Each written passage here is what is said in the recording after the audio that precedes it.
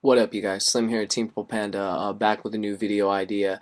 Like I said, I'm getting the videos on request, like daily, like they are coming in. Every time I turn around, I got a new idea, and I like, the people are taking what I said to heart. That you send me something, I'm gonna check it out, and I'll do it as soon as I can. And this case is no different. So I'm gonna check it real quick because everyone knows I keep everything up to date. This video is courtesy of Heart of the Robot, his channel. So shout out to him. This is about Yu-Gi-Oh! Investment 101, I guess, if you want to call it that. Everyone saw I did make a video already today on how to make money in this game, how to get better trades for your binder, and all basic stuff that I think players already know. Just went over it pretty much. In this video, kind of is going to touch upon that, but it's going to touch upon it in a different way. We're going to talk about certain cards to invest in, decks to invest in, and right now at this current point in the metagame, have you made a smart choice, or are you going to suffer in September, or are you going to benefit in September?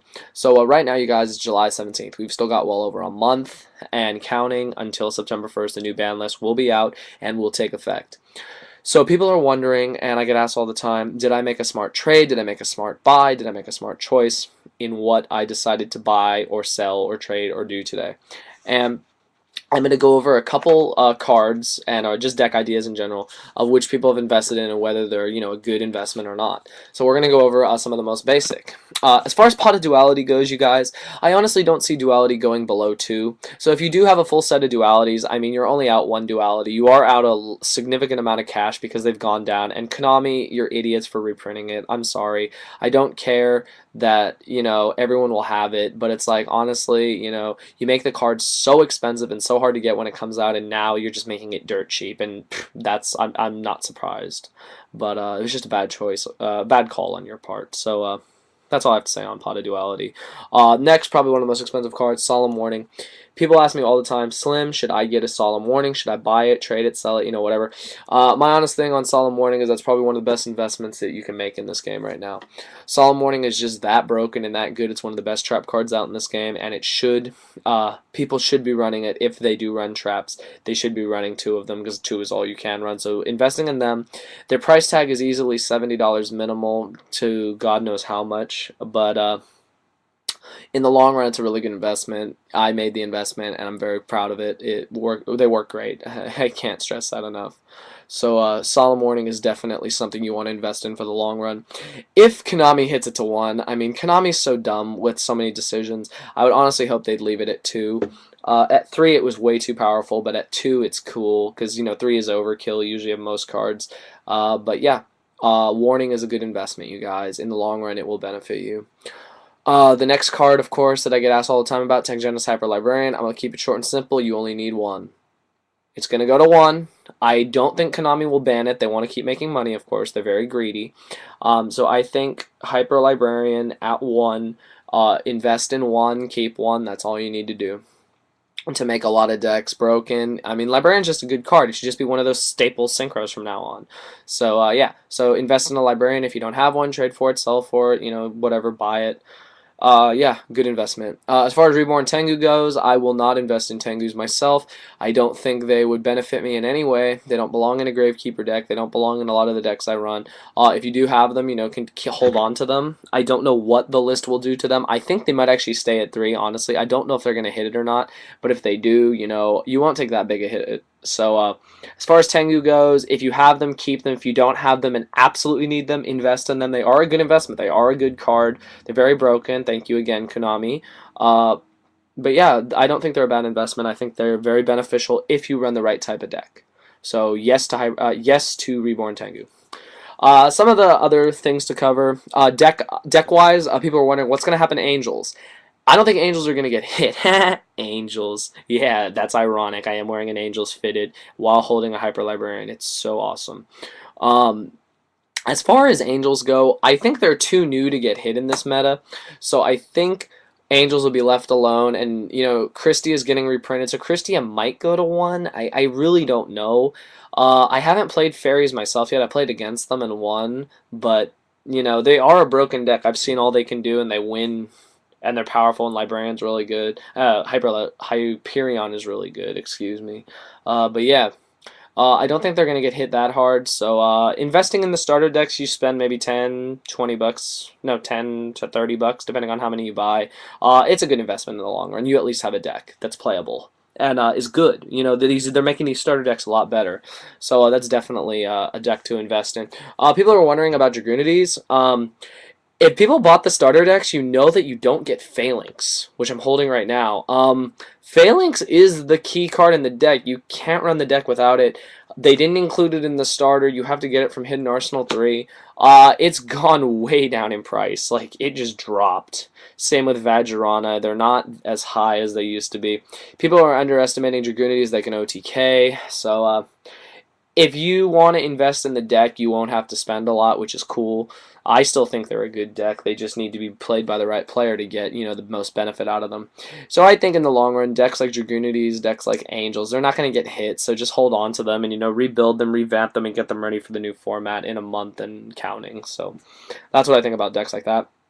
I knew this question was going to come up in this video, so I'm going to cover it real quick. People are asking me, Slim, what's going on with Fish? What I honestly think is going on with Fish is that they're not going to be around to stay, you guys. It's too broken. I honestly think that this card, DeLorean, at 3 makes the deck broken because everyone knows the loop is going to happen. So I think Konami is going to do this. They're going to be dunk, dunk, dunk, dunk, dunk, dunk, dunk, dunk, dunk, dunk, dunk, boom. And you're going to be left with 2 again. And then the loop is not possible. The deck's idea dies at that point. The deck will die at the point DeLorean goes back to 2, and I honestly think it's going to happen because leaving it at 3 makes the loop way too powerful. So, you guys, if you want to run the Fish deck, go ahead. There's many versions of Fish. The one I showed you is just different and really, really powerful, but I don't think this card will be staying at 3, so I would not invest in a set of DeLoreans right now. I did because I wanted to make the deck for you guys, and I actually profited off getting these, so it's cool. But I don't think it's here to stay, so I wouldn't invest in a set of DeLoreans. On that same note, people are wondering what's going to happen to the little RC card that could set of formulas. I think having a set of formulas is good in general because a lot of decks can make formula. Frog Monarch can make formula. I don't think Konami would hit formula. If they do, they might do that, and it might go to 2, at which point it's still really good. Its price tag is amazing, though. It's like $15 for a rare. It's a really expensive rare. So, I would invest in formulas personally. I did invest in formulas, so that's a little thing. I think they are key to a lot of decks, and they're broken. Level 2 tuner, draw a card, draw 2 with librarian, amazing.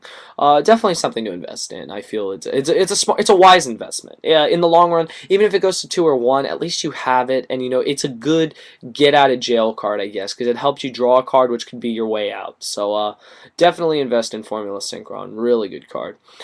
And honestly, the last card I would cover, because I'm thinking of all the cards that there are that are really expensive these days, and I've covered most of them with Librarian and Warning and stuff. The last card I'm going to talk about is, do you invest in Trishula or not? The answer is yes. Obviously, yes. Trishula is going to 1. Trishula will not get banned. It is not that broken. 9 is easy to make in some decks, a lot harder in other decks.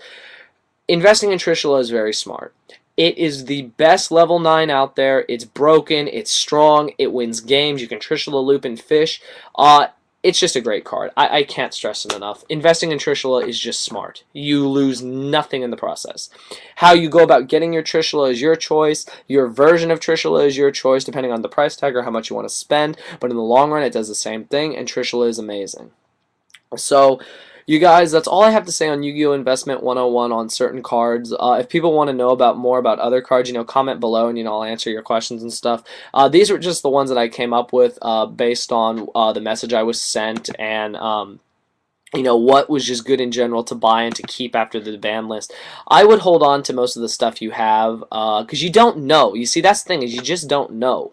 You may think Sams are going to get flopped. I'd hold on to them. You think Gravekeepers are going to get flopped. I'd hold on to them.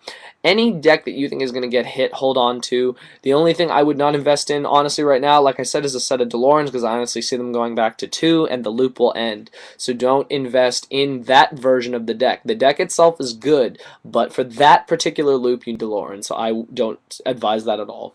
So that's all I have to say, you guys. Yu-Gi-Oh! Investment 101. I like that we're handling this like a business, that we're trying trying to figure out how do we make the most profit in this game, that separates smart players from dumb players. And I enjoy these ideas. Keep sending them. I've got a lot more videos to make for the day. So that's it, you guys. Once again, thank you to Heart of the Robot for this idea on Yu-Gi-Oh! Investment 101. Hope this answers your questions. Like I said, comment, rate, subscribe. If you have any questions, leave them below. I'll get to them. And I'll get started with the next video, you guys. So that's it. Thank you for watching.